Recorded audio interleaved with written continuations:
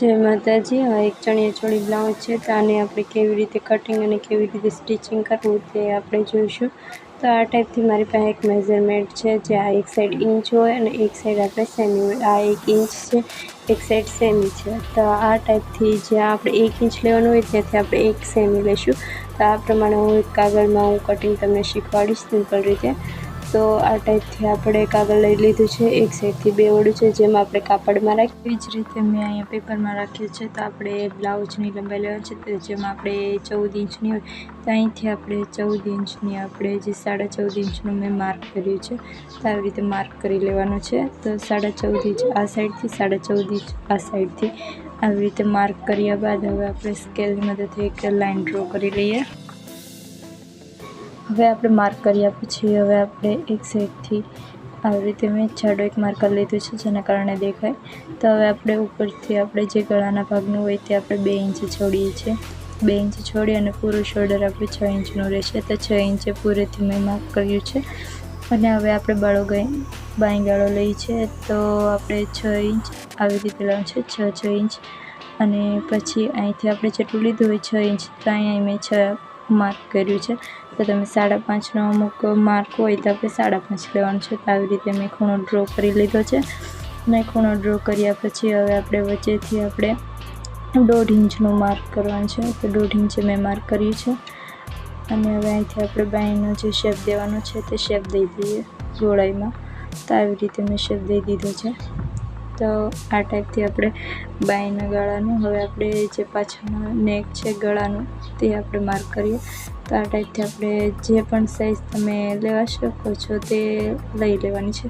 અને ઉપરથી આપણે 3 ઇંચ અને અહીંથી આપણે 2 ઇંચ આવી રીતે બોક્સ કરી લેવાનું છે, જે સિમ્પલ ગળું કરવાનું છે તેના માટે। તો આ ટાઈપથી એક માર્ક કર્યું છે। અને ઉપરથી આપણે ગોળ શેપ ડિઝાઇનથી આપણે દોરી લઈએ અને નીચેથી આપણે ઘડાકાટ જેવો આકાર દેવાનો છે। તો આ ટાઈપથી જે માર્ક કર્યું છે આપણે તેને આપણે રીતે આવી રીતે માર્ક કરી લઈએ। તો આવી રીતે મેં માર્ક કરી લીધું છે। અને અહીંથી આપણે 11 ઇંચ ફિટિંગ હતું।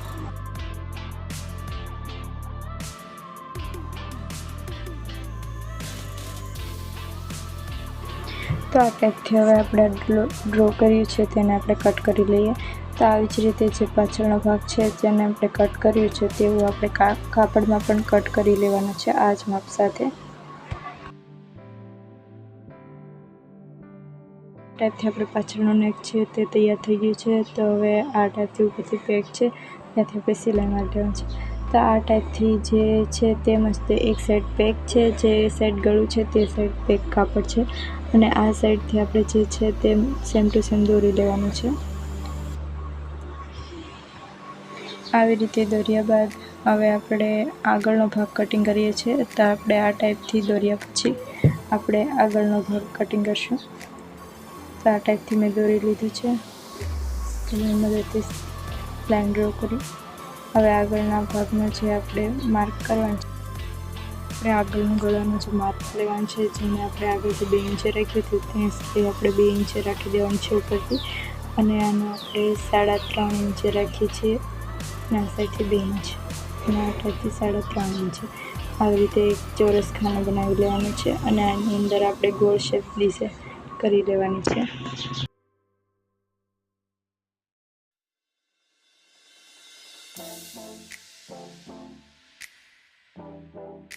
આવી રીતે આપણે સરખી ગોળાઈ દઈ દેવાની છે જ્યારે આપણે કાપડમાં કટિંગ કરીએ ત્યારે। અને અહીંથી આપણું પ્રિન્સેસ કટ આવશે। તો પ્રિન્સેસ કટ આવશે તો એના બંને ભાગનું આપણે જે કાપડ જે લેવાનું છે તેનું આપણે આ સાઈડથી વધારવાનું રહેશે। તો આ સાઈડથી આપણે એક સાઈડથી કાપડ વધારી દેવાનું છે। તો હવે જે આપણે માર્ક કર્યું છે તેની પર આપણે કટિંગ કરી લઈએ।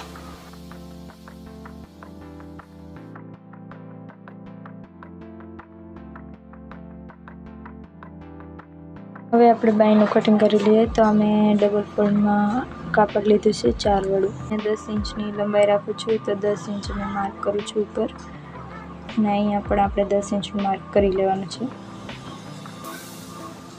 અને ઉપરથી આપણે 2.5 ઇંચે માર્ક કરવાનું છે।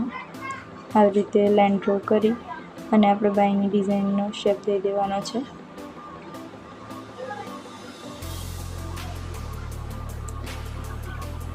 તો આ ટાઈપથી આપણે બાંયની શેપ દીધી અને નીચેથી આપણે સેજ ત્રાંસી લાઈન ડ્રો કરી લેવાની છે. એક સાઈડથી આવી રીતે આપણે એક ભાગમાં કટ લગાવવાની છે. તો આવી રીતે આપણે કટિંગ કરી લઈએ.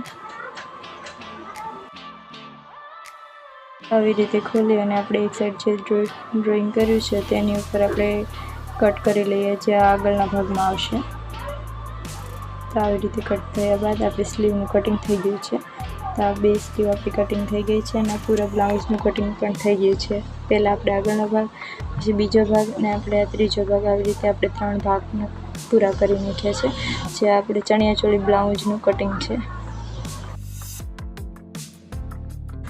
તો આ ટાઈપનો આ ચણિયાચોળી બ્લાઉઝની ડિઝાઇન છે. તો આ ટાઈપનું પેક્ટ જ્યારે ડિઝાઇન આવી રીતની હોય છે તો આ ટાઈપનું આપણે કટિંગ કરીએ તો સહેલાઈ પડશે. તો આ ટાઈપનો મેં પહેલો ભાગ કટિંગ કરી લીધો છે અસ્તરમાંથી. તો હવે આપણે આ અસ્તરનો આ પહેલો ભાગ છે તેને, અને આ બીજો ભાગ છે જે આપણે પેપરમાં કટિંગ કર્યું છે તે જ પ્રમાણે મેં અસ્તરમાં કટિંગ કરી લીધું છે. અને આ આપણે ત્રીજો ભાગ છે સ્લીવ ડિઝાઇન. તો આપણે આ સ્લીવ કટિંગ કરી લીધી છે. તો આવી રીતે આપણું પૂરા બ્લાઉઝનું કટિંગ થઈ ગયું છે. હવે આવી રીતે આપણે અસ્તર મૂકી અને પહેલાં લાંબી સિલાઈ લગાવી લેવાની છે નીચે, અને ઉપર જે આપણે ગોળ ડિઝાઇન છે તેની પર આપણે પણ સિલાઈ લગાવી લેવાની છે. તો આવી ટાઈપથી સિલાઈ કરી લેવાની છે.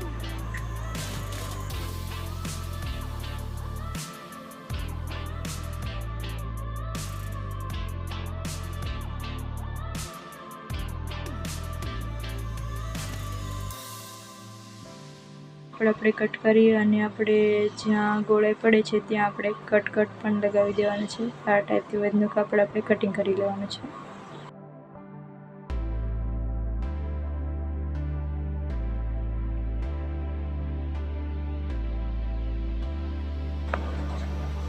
કટ કર્યા બાદ હવે આપણે પલટાવી લેવાનું છે.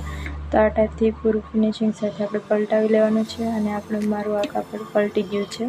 તો હવે આપણે સિલાઈ મારી લેવાની છે. તો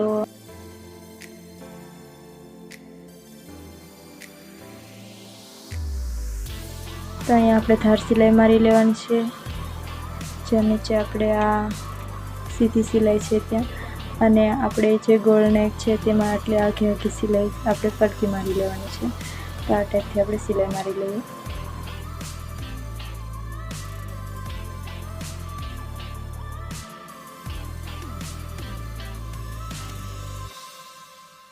સાઈડ જે આપણે કાપડ આ ખુલ્લું છે ત્યાં આપણે સિલાઈ મારી પેક કરી લેવાનું છે.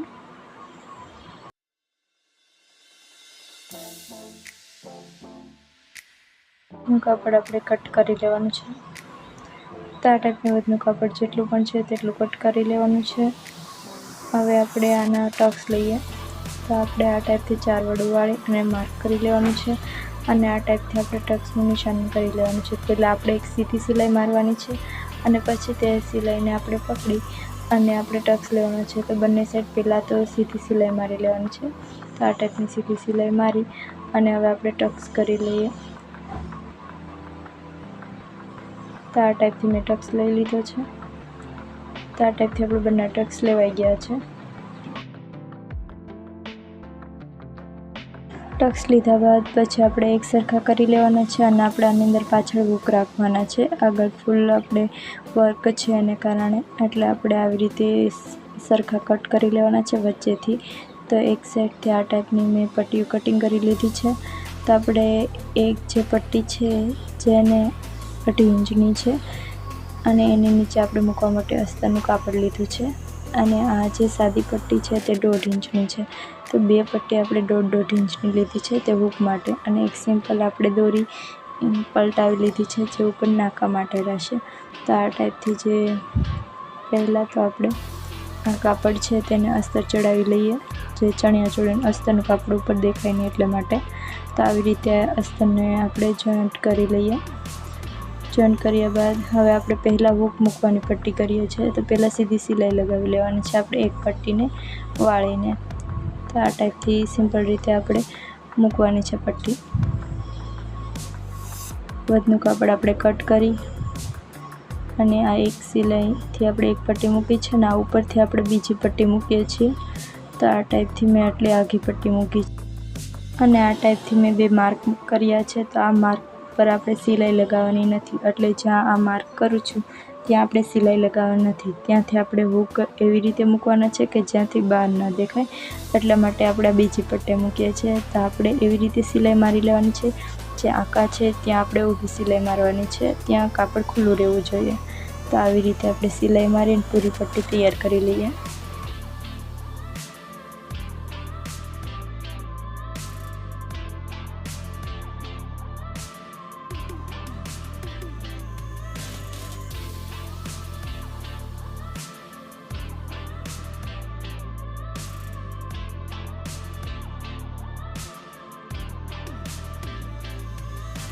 તો આવી રીતે આપણે આ પટ્ટી મૂક્યા બાદ જે છેલ્લું કાપડ છે તે આપણે અંદરની સાઈડ વાળી દેવાનું છે.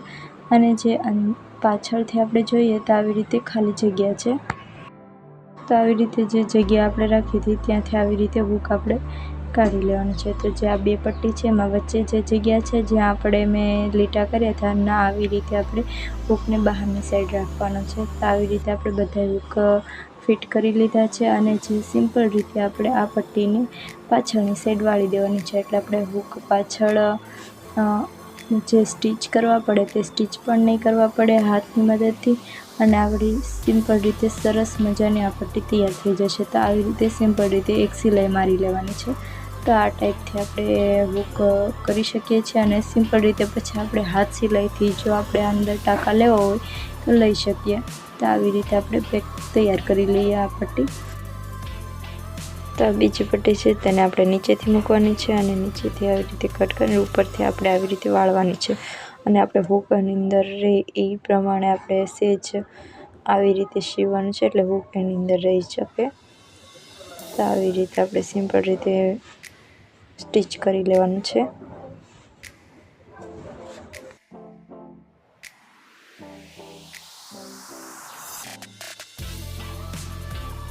એક વખત સ્ટીચ કર્યા પછી આપણે બીજી વખત એના સિલાઈ ઉપર ફરીથી સિલાઈ મારી લેવાની છે, જેના કારણે આપણે હૂક ફિટ કરીએ ત્યારે સિલાઈ નીકળી ન જાય. તો આવી રીતે આપણો હૂક અહીંયા ફિટ થઈ જશે.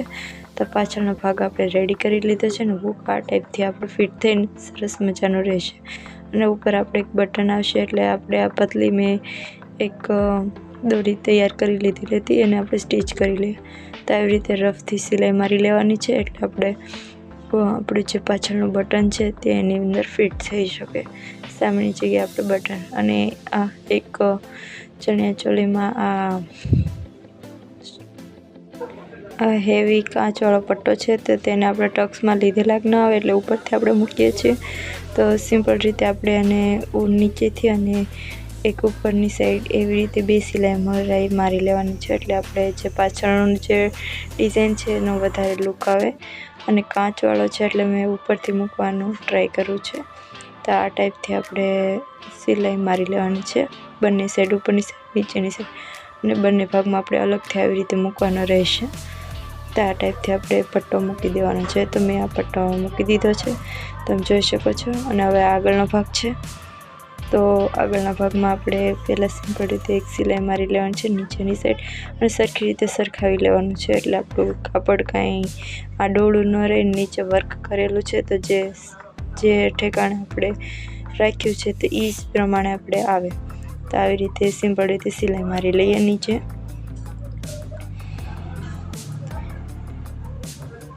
અને એવી જ રીતે આપણે ગળાની સાઈડ પણ આપણે સિલાઈ મારી લઈએ. જે હલે ની પ્રમાણે આપણે સિલાઈ મારવાની છે, કેમ કે નીચે વર્કવાળું ગળું છે એટલે આપણે જોઈને નિરાતે મારવાની છે. તો આ ટાઈપથી સિલાઈ મારી અને આપણે કટ કરી લેવાનો છે, જેને કારણે ગોળાઈ છે તો આપણે ગોળાઈ કટ કરીએ તો ગોળાઈ આવે.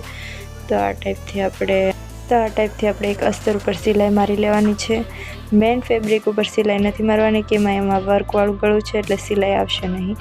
તો આ ટાઈપથી નીચેથી પણ આપણે મેન સિલાઈ મારી લઈએ. તો આ ટાઈપથી મેં સિલાઈ મારી લીધી છે અને ઉપરનું ગળું છે તેમાં તે. અને હવે અસ્તર જોઈન્ટ કરી લઈએ. તો આવી રીતે અસ્તર જોઈન્ટ કરી લેવાનું છે.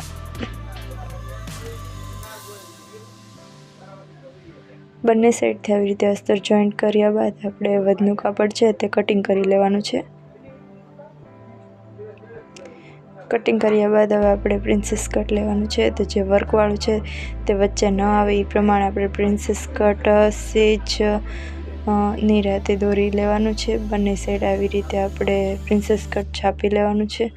અને હવે આપણે એક સિલાઈ જે આપણે દોર્યું છે એની પર મારી લઈએ એટલે આપણે ભૂંસાઈ જાય. પણ આ સિલાઈ એક મારેલી હોય તો આપણે પ્રિન્સેસ કટ નીચે બીજી સિલાઈ મારીએ છીએ તે સહેલાઈથી આપણે પ્રિન્સેસ કટ આવી શકે. તો આવી રીતે આપણે સિલાઈને પકડી અને આવી રીતે પ્રિન્સેસ કટનો ટક્સ લેતા ધીમે ધીમે પ્રિન્સેસ કટ પૂરું કરવાનું છે. તો આવી રીતે આપણે સિલાઈ મારી લઈએ. બંને સાઈડ આવી રીતે સિલાઈ મારી લેવાની છે.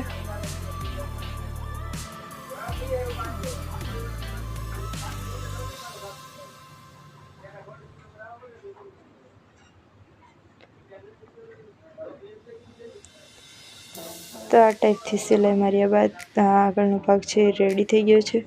અને આ સ્લીવ છે. સ્લીવમાં પણ આપણે અસ્તર છે તો આપણે સિમ્પલ રીતે નીચેથી સિલાઈ મારી લેવાનું છે અને તેને પલટાવી લેવાનું છે. જે ચત્તી ભાગ જે નીચે હોય તેની ઉપર આપણે અસ્તર મૂકવાનું છે એટલે પલટાવીએ એટલે આપણે ચત્તીની સાઈડ ઉપરની સાઈડ આવી શકે. તો આવી રીતે પહેલાં અસ્તરમાં સિલાઈ મારી અને પછી ધાર સિલાઈ મારી અને અસ્તર જોઈન્ટ કરી લીધું છે. તો આવી રીતે સ્લીવને આપણે બધનું કાપડ છે તેનું કટિંગ કરી લેવાનું છે અને બંને સ્લીવ આવી રીતે તૈયાર કરી લેવાનું છે. મેં 2 સ્લીવ તૈયાર કરી લીધી છે અને ડાયમંડ છે કાઢી નાખ્યા છે કેમ કે સિલાઈમાં આવે નહીં વચ્ચે. તો પહેલાં આપણે શોલ્ડર જોઈન્ટ કરી લઈએ. તો 2 શોલ્ડર જોઈન્ટ કરી લઈએ. શોલ્ડર જોઈન્ટ કર્યા બાદ હવે સ્લીવ મૂકીએ છીએ. તો સ્લીવનો જે આગળનો ભાગ છે તે આપણે જે કટિંગમાં જે નાનો હતો વચ્ચેથી સેજ કટ કર્યો હતો તે આગળની સાઈડ આવશે અને વચ્ચેથી સ્લીવ આપણે મૂકવાની શરૂઆત કરવાની છે બંને સાઈડથી. પહેલાં એક સાઈડ મુકાય છે પછી વચ્ચેથી પાછી બીજી સાઈડ મૂકવાની છે એટલે સરસ સ્લીવ મૂકી દેવાની છે એવી રીતે બંને સાઈડ. અને બંને સાઈડ સ્લીવ મુકાયા બાદ આપણે પહેલાં ચીતું છે એ બાજુ આપણે સિલાઈ લગાવી લઈએ. પછી વધનું કાપડ છે તે કટ કરી અને એને પલટાવી અને અંડર કવર કરી નાખવાનું છે. તો આવી રીતે આપણે બ્લાઉઝને અંડર કવર કરી લઈએ બંને સાઈડથી. કવર સિલાઈ માર્યા બાદ હવે આપણે જે ફિટિંગ સિલાઈ હોય તે આપણે મારી લઈએ. તો બંને સાઈડથી આવી રીતે ફિટિંગ સિલાઈ મારી લેવાની છે. તો આવી રીતે બંને સાઈડ ફિટિંગ સિલાઈ અંદરથી મારી અને આપણું આ વર્કવાળું બ્લાઉઝ તૈયાર થઈ ગયું છે. તો વિડીયોને લાઈક કરજો, શેર કરજો, સબસ્ક્રાઈબ કરજો. જય માતાજી.